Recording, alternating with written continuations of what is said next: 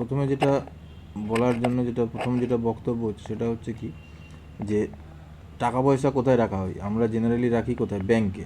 ব্যাংকে রাখলে কি হয়, ব্যাংকের নর্মাল সেভিংস অ্যাকাউন্টের একটা ইন্টারেস্ট থাকে, ফিক্সড ডিপোজিটের একটা ইন্টারেস্ট থাকে, ঠিক আছে? তো ফিক্সড ডিপোজিটের ইন্টারেস্ট থাকার জন্য কি হয়, মোটামুটি ব্যাংকে 7% বা 8% এরকম একটা ফিক্সড ডিপোজিটের ইন্টারেস্ট থাকে। এইবারে ব্যাংকে এখন আস্তে আস্তে কী হচ্ছে, লোকজন টাকা রাখা কমিয়ে দিচ্ছে। কেন কমিয়ে দিচ্ছে? তার কারণ হচ্ছে এই যে ইনফ্লেশন হচ্ছে, প্রত্যেক বছর টাকার ভ্যালুটা চেঞ্জ হয়ে যাচ্ছে। এই বছরে একরকম ভ্যালু 100 টাকা, পরের বছর 100 টাকায়, এই বছরে 100 টাকায় যদি 1 লিটার কোনো একটা জিনিস পাওয়া যাচ্ছে, পরের বছর সেটা 110 টাকা হয়ে যাচ্ছে ওই 1 কেজি জিনিসের দাম। কিন্তু ব্যাংকে 7% ইন্টারেস্ট মানে কি, 100 টাকা পরের বছরে গিয়ে 107 টাকা হচ্ছে। তো তাহলে কি হচ্ছে, যে জিনিসের যে ক্যাপাসিটিটা কমে যাচ্ছে। 1 কেজি যে জিনিসটা এবছরে পাচ্ছিলাম 100 টাকা দিয়ে, সেটা পরের বছর 110 টাকা দাম হয়ে গেছে, কিন্তু আমার ব্যাংক থেকে আমি পাচ্ছি 107 টাকায়। সুতরাং আমি কম পরিমাণে পাবো। তো এইভাবে যদি কম করে পেতে পেতে থাকি, তাহলে কি হবে? তাহলে আস্তে আস্তে 10 বছর পরে কি হবে, যে পুরোটাই ভ্যালুটা অনেক নেমে যাবে। তো সেই জন্যে কী হয়েছে, আগে পুরোনো দিনে, আজ থেকে 8-10 বছর আগে ব্যাংকের ইন্টারেস্ট রেট খুব বেশি ছিল। তো মোটামুটি ব্যাংকে রেখে কী হতো, যা ইনফ্লেশন আছে ব্যাংকের ইন্টারেস্ট তার থেকে বেশি পাওয়া যাচ্ছে। অতএব 100 টাকার আমি ব্যাংক থেকে পরের বছর হয়তো পাচ্ছি 115 টাকা, আর জিনিসটার দাম বেড়েছে হয়তো 110 টাকা, 12 টাকা। তো মোটামুটি লোকের পুষিয়ে যেত। এবারে কি হয়েছে, এখন কি হয়েছে, মানুষ আস্তে আস্তে করে অন্য আরও কোথা থেকে বিভিন্ন সোর্সে কোথায় টাকা রাখলে ইন্টারেস্ট রেটটা বেশি পাওয়া যায় বা ইনকামটা বেশি হয়, তো এগুলো এখন মানুষের মধ্যে মাথায় ঢুকে গেছে, কারণ ব্যাংকের ইন্টারেস্ট রেট এখন কমে গেছে। তো এখন সবাই বেশিরভাগ ক্ষেত্রে কী করছে, ওই জন্য শেয়ার মার্কেটের উপরে ইনভেস্টমেন্ট করছে। শেয়ার মার্কেটটা আগে বেশিরভাগ ছিল অফলাইনে মানে ফিজিক্যাল শেয়ার কেনাবেচা করতো, নিয়ে আসতো, আবার বিক্রি করতে যেতে হতো, যে অফিস আছে অফিসে যেতে হতো। এখন এগুলো হয়ে গেছে কি, এখন সব বাড়িতে বসে অনলাইন হয়ে গেছে। এই অনলাইন হয়ে যাওয়ার জন্য কি হচ্ছে, নিজে আধার কার্ড প্যান কার্ড দিচ্ছে, খুলে দিচ্ছে অ্যাকাউন্ট, তারপরে নিজের মতো ট্রেড করো। তো এখন যেহেতু এগুলো খুব সহজ হয়ে গেছে, তো বাড়িতে বসেই সবাই কাজগুলো করতে পারছে। এবং এই ইনভেস্টমেন্ট কীভাবে শেয়ার মার্কেটে কাজ করবে না করবে, কীভাবে কী প্রসেস, খুব সহজেই এখন ইউটিউবে বিভিন্ন ভিডিওতে কিংবা মোটামুটি প্রচুর লোক জেনে গেছে, একজন আরেকজন আসতে শিখে নিয়ে সব কাজগুলো করে দিচ্ছে। তো এখন শেয়ার মার্কেটটা ফার্স্ট হচ্ছে, যে জিনিসটা আগে যেহেতু কোনো আইডিয়া নেই, তাই আমি বলছি। প্রথমে শেয়ার মার্কেট জিনিসটা কি, শেয়ার মানে কি, শেয়ার মানে হচ্ছে কি ভাগ বাটোয়ারা করে দেওয়া। ধরে নাও যে একটা কোনো কোম্পানি, যতটা আমার নলেজ আছে আমি ততটাই বলছি। ধরে নাও একটা কোনো কোম্পানি, কারণ এর কোনো শেষ নেই, অনেক অনেক অনেক নলেজ আছে, কিন্তু আমাদের প্রতিদিনের বেসিসে যে আমাদের যতটুকু জানলে আমরা আমাদের ইনকামটা করতে পারবো, আয় করতে পারবো, আমাদের ততটুকু জেনেই লাভ আছে, ঠিক আছে? যেমন পরীক্ষার সময় যেমন কতটুকু জানলে আমাদের পরীক্ষায় মার্কস পাওয়া যাবে, পরীক্ষার উপযোগী, আমরা সেরকমই পড়ি, এখানেও সেরকমই জানার আছে। বেশি অতিরিক্ত বুঝে লাভ নেই। শেয়ার মানে কি, ভাগ বাঁটোয়ারা করে দিচ্ছে। একটা কোম্পানি কি করছে, তার যে ইনকামটা হচ্ছে সেটা যতজন সেই কোম্পানিতে শেয়ার হোল্ডার আছে তাদেরকে ভাগ করে দিয়ে দিচ্ছে। তার আগে তাকে কি করতে হচ্ছে, তার আগে তোমার থেকে তাকে টাকাটা নিতে হচ্ছে। ধরো একটা কোম্পানি, একটা বিশাল বড় কোম্পানি, সে একটা ব্যাংকে গেল টাকা ধার নিতে, ব্যাংকের হয়তো সেই টাকাটাই নেই যে তাকে লোন দেবে, কিংবা দেখছে যে কোম্পানি ভাবছে যে আমি লোন নিয়ে এই টাকা পরবর্তীকালে কোম্পানির কী অবস্থা হবে না হবে, তার থেকে আমি শেয়ার করে দিই। আমি 100 টাকা দিয়ে আমি কোম্পানিটা শুরু করলাম, আমার কোম্পানিটা চালাতে হয়তো লাগবে হয়তো 120 টাকা, তা আমি 100 টাকা দিয়ে শুরু করলাম, আর 20 টাকা আমি পাবলিকের কাছ থেকে অ্যাপিল করি যে আমাকে 20 টাকা দাও। এবার দেখা গেল 10 জন মিলে আমাকে 2 টাকা 2 টাকা করে দিয়ে 20 টাকা দিয়ে দিল, তাহলে আমার হয়ে যাবে 120 টাকা। এইবারে কোম্পানিটা ওই 120 টাকা নিয়ে বিজনেস স্টার্ট করে দিল। এইবারে কী হবে, কোম্পানির প্রফিট হওয়া শুরু করলো। প্রফিট হলে তখন কী দেখছে, যে কোম্পানি দেখছে যে একই রকমভাবে 120 টাকা এখন প্রফিট হচ্ছে, কোম্পানি বলছে আমি 100 ইনভেস্ট করেছিলাম, আমি 100 টাকা নিয়ে নিলাম, বাকি যে 20 টাকা হয়েছে সেই 10 জনকে আবার 2 টাকা 2 টাকা করে রিটার্ন করে দিচ্ছে। বা ধরো 140 টাকা প্রফিট হয়ে গেছে, তখন সেই রেশিওতে কোম্পানি তার যত ইনভেস্টমেন্ট ছিল রাখছে, বাকিটা সে ডিস্ট্রিবিউট করে দিচ্ছে। তো এইটা হচ্ছে সোজা কনসেপ্ট। এইবারে কি তোমার ক্ষেত্রে, তাহলে তুমি ভাববে কি, যে আমি একটা কাজ করি, তাহলে আমি এরকম একটা কোম্পানিতে ইনভেস্ট করি, যে আমি কোম্পানিটা আস্তে আস্তে গ্রো হলে আমি সেখানে টাকাটা রাখলাম, তারপর কোম্পানি যখন আবার প্রফিট হবে, কোয়ার্টারের শেষে যখন তার প্রফিট ঘোষণা করবে, সেখান থেকে আমি আমার রিটার্ন পেয়ে যাব। তো এইভাবে কি হবে, এইবারে হচ্ছে কোম্পানি তো বহু আছে, প্রচুর কোম্পানি আছে, বিভিন্ন কোম্পানি আছে। এবার লক্ষ লক্ষ কোম্পানি আছে, লক্ষ লক্ষ কোম্পানি প্রত্যেক দিন তৈরি হচ্ছে, লক্ষ লক্ষ কোম্পানি বন্ধ হয়ে যাচ্ছে। তো তুমি কোথায় টাকাটা ইনভেস্ট করবে? তার জন্য তোমাকে এবার হচ্ছে নিজের দেখতে হবে যে আমার এরকম গাদা গাদা কোম্পানি আছে, কোন কোম্পানির ব্যালেন্স শিট কীরকম, কোন কোম্পানি কিসের ওপরে কাজ করছে, কোন কোম্পানির সামনের দিনে ভবিষ্যৎ উজ্জ্বল, কোন কোম্পানি আস্তে আস্তে ডেভেলপ করবে, কোন কোম্পানি মানে কোম্পানি তো এক একটা ধরনের প্রোডাক্ট তৈরি করছে, যে ধরো তুমি যে প্রোডাক্টটা ডেলি ইউজ করছো সে তুমি বুঝবে যে আমি এখানে যেমন ধরো নাম বলছি না, তো যেমন ধরো তুমি যে প্রোডাক্টটা তুমি ইউজ করছো ডেলি, তুমি ধরো একটা শ্যাম্পুর প্রোডাক্ট ইউজ করছো ডেলি, একটা ধরো দাঁতের মাজন ইউজ করছো ডেলি, এবং তুমি দেখছো তোমার আশেপাশে সবাই ইউজ করছে, তার মানে কি সেই প্রোডাক্ট আস্তে আস্তে তার গ্রো হচ্ছে, সেই প্রোডাক্ট আস্তে আস্তে মানুষ ব্যবহার করছে, আমার সেই কোম্পানিটা চট করে বন্ধ হওয়ার ব্যাপার নেই। তাহলে এইভাবে তোমাকে ফার্স্ট হচ্ছে খুঁজে খুঁজে বের করতে হবে যে কোন কোম্পানিটা হলে আমার সেফ। কারণ কি, ওই যে কোম্পানি কিন্তু কোনো রেসপন্সিবিলিটি নেই, কোম্পানি কিন্তু ওই জন্য ব্যাঙ্ক থেকে ধার নেয়নি যে ব্যাঙ্কেই কোম্পানিকে টাকাটা ফেরত দিতে হবে। কোম্পানি পাবলিকের থেকে টাকা তুলেছে, এই শর্তে তুলেছে যে আমার লাভ হলে আমি দিয়ে দেবো, আমার লস হলে তোমাকেও লসের ভাগ নিতে হবে। লাভ হলে নেবে, লস হলে নেবে না, সেটা তো হবে না। তো তোমাকেও তেমনি দেখে দিতে হবে যে কোন কোম্পানিটাতে আমার লাভ হবে আর কোন কোম্পানিতে গেলে আমার কোম্পানি ডুবে যাওয়ার চান্স আছে। এবার সেটা তুমি কোথা থেকে দেখবে? কোম্পানির পাস্ট ডেটা আছে, সে কীরমভাবে কাজ করছে, কীরমভাবে না কাজ করেছে, এর আগে কীভাবে এ করেছে না করেছে। তো এইভাবে দেখে তোমাকে ফার্স্ট হচ্ছে কোম্পানিটার সম্বন্ধে জানতে হবে। এবার এটা একদিন আর দিনের ব্যাপার নয়। তো প্রথম 1 মাস তোমাকে এর জন্য ওয়েবসাইট আছে, ওয়েবসাইটে গিয়ে কী কী কোম্পানি লিস্টেড আছে সেগুলো দেখতে হবে। তার মধ্যে হাজার হাজার কোম্পানির মধ্যে সচরাচর চোখে পড়ে যাবে যে আচ্ছা প্রথমে তাহলে এই কোম্পানিগুলো মার্কেটের টপ কোম্পানি, তো এর মধ্যে আমার মনে হচ্ছে এই কোম্পানিগুলো বেটার পারফর্ম করছে, তো আমি সেখানে ইনভেস্ট করলাম। তো এই হচ্ছে শেয়ারের ফার্স্ট কনসেপ্ট, হচ্ছে কি যে আমি যে কোম্পানিটাকে মনে করছি গ্রো করবে সেই কোম্পানিতে আমি টাকা ইনভেস্ট করলাম।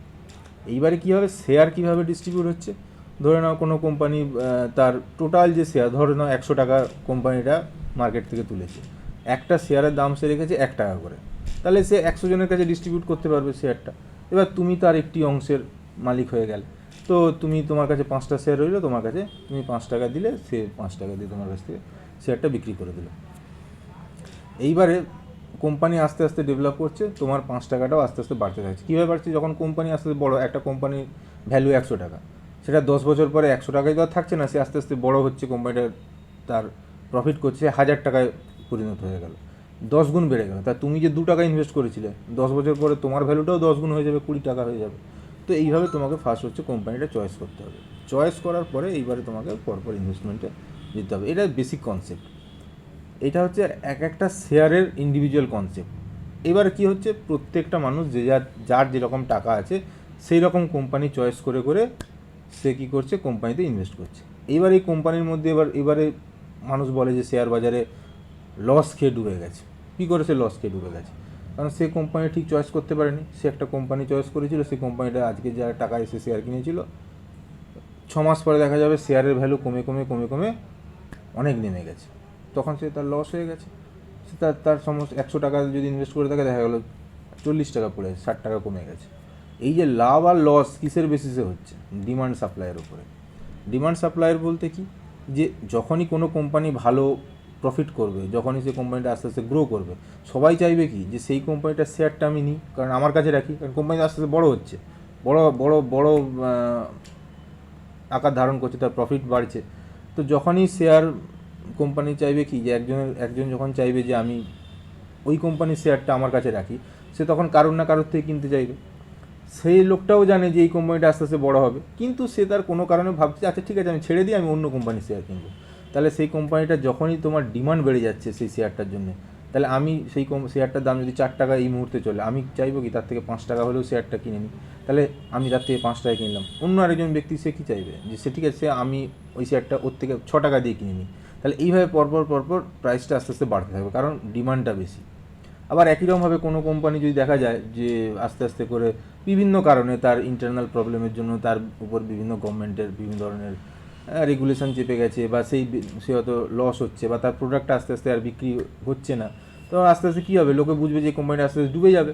কোম্পানি ডুবে মানে একইরকমভাবে কোম্পানির ভ্যালুয়েশন কমে যাবে, শেয়ার পড়ে যাবে। তখন সবাই কী হচ্ছে, সেল করে দিতে চাইছে, যে আমি 10 টাকা দিয়ে শেয়ারটা কিনেছিলাম, ঠিক আছে 9 টাকায় বিক্রি করে দিই, লস হোক 1 টাকায়, কিন্তু কেউ আমার 9 টাকায় কিনে নিই, কমসে কম 1 টাকা আমার লস হোক। তো এইভাবে আমি একজনকে 9 টাকায় বিক্রি করে দিলাম, সে ভাবছে আমি 9 টাকায় কিনে ভুল করে ফেলেছি, কোম্পানি তো ডুবে যাবে আস্তে আস্তে করে। সে তখন আরেকজন ভাবছে আচ্ছা 8 টাকায় বেচে দিলেও দিয়ে দিই, কেউ 8 টাকায় কিনে নিই আমার থেকে। তো তখন সেই ব্যক্তিটা কিছু পরের জনকে 8 টাকায় বিক্রি করে দিচ্ছে। এইভাবে কি হচ্ছে, 10 টাকা শেয়ার এইভাবে 9, 8, 7, 5 করতে করতে করতে নেমে যাচ্ছে। তাহলে এইভাবে ডিমান্ড সাপ্লাইয়ের উপর ডিপেন্ড করে কোম্পানি কখনো উঠছে, কোম্পানি শেয়ার কখনো পড়ে যাচ্ছে। এছাড়াও বিভিন্ন সময় থাকে বিভিন্ন কারণে শেয়ার মার্কেটের গণ্ডগোল। কারণ শেয়ার মার্কেটটা তো আর ইন্ডিয়ার মধ্যে সীমাবদ্ধ নয়, বিভিন্ন দেশের শেয়ার নিজস্ব আছে। আবার ইন্ডিয়ার যে শেয়ার মার্কেট সেও অনেক কিছুর উপর ডিপেন্ড করছে, গভর্নমেন্টের বিভিন্ন পলিসির উপরে। সরকার কোনো একটা সেক্টরের উপর জোর দিল বা সেই সেক্টরে ইনভেস্টমেন্ট বাড়ালো, কিংবা কোনো একটা সেগমেন্টের কোনোভাবে কোনো হয়তো ট্যাক্স বেশি করলো বা বিভিন্ন কারণে। তো সেই সেক্টরের উপর যেমন ইভি উপর সরকার হয়তো জোর দিল যে সোলার এনার্জি থেকে গাড়ি চলবে, এই চলবে, তাহলে ইভি সেক্টর বেড়ে যাবে। তো ডিপেন্ড করছে যে কীভাবে চলছে। তো এই সমস্ত কিছু কিন্তু মাথায় রাখতে হবে, রেখে শেয়ার আমাদের সমস্ত কোম্পানিগুলোকে বাছবিচার করে যে কোনটা ঠিক চলছে, কোনটা ভুল চলছে, কোনটা কেনা উচিত, কোনটা না কেনা উচিত করে এইভাবে চলতে হবে। তো ফার্স্ট হচ্ছে এই হচ্ছে মোদ্দা কথা, এই হচ্ছে শেয়ারের মোদ্দা কথা, শেয়ারের মেন কনসেপ্ট। এইবারে কি হয়, শেয়ার থেকে আসছে মিউচুয়াল ফান্ড। মিউচুয়াল ফান্ড কি আসছে, মিউচুয়াল ফান্ড বলছে কি, যে এই যে মানুষ বুঝতে পারছে না যে এই শেয়ারটা কিনবো না ওই শেয়ারটা কিনবো, এই শেয়ারটা ডুবে যাবে না ওই শেয়ারটা ভেসে যাবে, খুব যদি কনভিন্স না হয় একটা কোম্পানির উপরে, তার তো একটা জুয়ার খেলার মতো হয়ে যাচ্ছে। সে হয়তো কিনলো, কেনার পর 10 দিন পরে দেখা গেলো কোম্পানিটা ভালো চলছে না, তো তার তো টাকাটা লস হয়ে যাবে। তো এই সমস্যা থেকে বাঁচার জন্য কি করলো কি সবাই, যে একটা মিউচুয়াল ফান্ডের কনসেপ্ট এনে দিল, যে একসাথে 20টা শেয়ার কিনে ফেলি আমি, একসাথে যে টাকাটা একটা শেয়ার ইনভেস্ট করতাম অ্যাট এ টাইম আমি সেটা 50টা শেয়ার ইনভেস্ট করে দিই। তাহলে কী হবে, রিটার্নটা হয়তো প্রচুর আসবে না, কারণ একটা শেয়ার হয়তো 10% প্রফিট দেবে, একটা শেয়ার 2% প্রফিট দেবে, আর একটা শেয়ার হয়তো 4% লস দেবে, কারণ কে কীভাবে পারফর্ম করবে কেউ কিছু জানে না।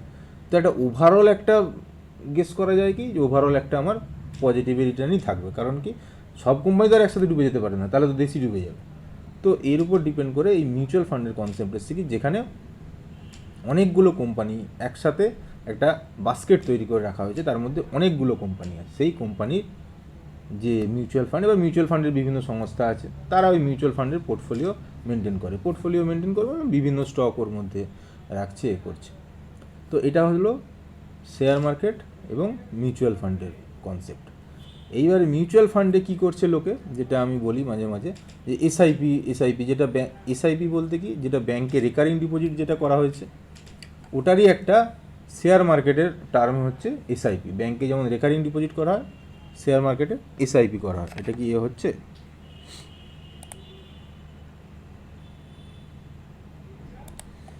হ্যাঁ এটা আছে। অতএব ব্যাংকে যেমন কি করা হয়, রেকারিং ডিপোজিট করা হচ্ছে, মানে কি প্রত্যেক মাসে মাসে একটা করে নির্দিষ্ট সময়ে টাকা ঘুরে ঘুরে যাচ্ছে। এর ক্ষেত্রে ব্যাংকে রেকারিং ডিপোজিটের ব্যাপারটা কি, যে ওর ইন্টারেস্ট আগে থেকে ফিক্স করে দেওয়া হয়েছে, যে ইন্টারেস্টে এত পার্সেন্ট রেটেই তুমি ইন্টারেস্ট পাবে, পেয়ে তুমি যাবে। আর শেয়ার মার্কেটের ক্ষেত্রে কি হয়, যে টার্মটা আছে সেটা হচ্ছে এসআইপি। এসআইপি মানে হচ্ছে সিস্টেমেটিক ইনভেস্টমেন্ট প্ল্যান, এসআইপি। এখানে তোমার কি করা হয় এসআইপির ক্ষেত্রে, একই রকমভাবে যে কোনো একটা নির্দিষ্ট টাইম ইন্টারভ্যালে, সেটা উইকলিও হতে পারে, মান্থলি হতে পারে, 15 দিন হতে পারে, 1 মাস হতে পারে, যে কোনো রকম টাইম ইন্টারভ্যালে কী করছি, আমি ইনভেস্টমেন্ট করে করে যাচ্ছি। ব্যাংকে যেমন একটা নির্দিষ্ট ফিক্সড ইন্টারেস্টে হয়ে যাচ্ছে, এসআইপির ক্ষেত্রে কী হচ্ছে, যেহেতু শেয়ার মার্কেটটা হচ্ছে ফ্ল্যাকচুয়েট করছে, এই যে বললাম শেয়ারের দাম বাড়ছে কমছে, তো একই রকমভাবে তাহলে এখানের ক্ষেত্রে ইন্টারেস্ট বা রিটার্নটা কিন্তু ফিক্সড নয়। এটা একটা হিস্টোরিক্যালি যে ডেটা অনুযায়ী দেখা গেছে যে ব্যাংকের যা ইন্টারেস্ট রেট, তার থেকে শেয়ার মার্কেটের ইন্টারেস্ট রেটটা বেশি।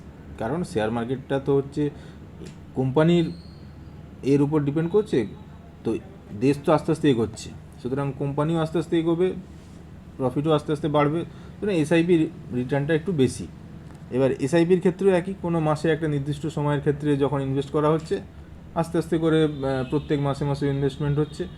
এবং কি হচ্ছে, যেহেতু মার্কেটটা এরকমভাবে আপ ডাউন হচ্ছে, আপ ডাউন মানে এইভাবে যখন মার্কেটটা যাচ্ছে, মানে কখনো দামটা বাড়ছে, মার্কেটে শেয়ারের দামটা বাড়ছে, কখনো কমছে, কখনো বাড়ছে, কখনো কমছে, মাসের যে কোনো সময় একটা নির্দিষ্ট সময় যদি আমরা ইনভেস্ট করে করে যাচ্ছি, তার মানে কী হয়, একটা অ্যাভারেজ রেটে আমাদের প্রত্যেক মাসে মাসে আমাদের একটা নির্দিষ্ট ভ্যালু ওর মধ্যে জমা থাকছে, এবং আস্তে আস্তে করে ওই ভ্যালুটাও আস্তে আস্তে বাড়ছে। এবং যেহেতু ইন্টারেস্ট রেটটা ব্যাংকের ইন্টারেস্ট রেট থেকে শেয়ার মার্কেটের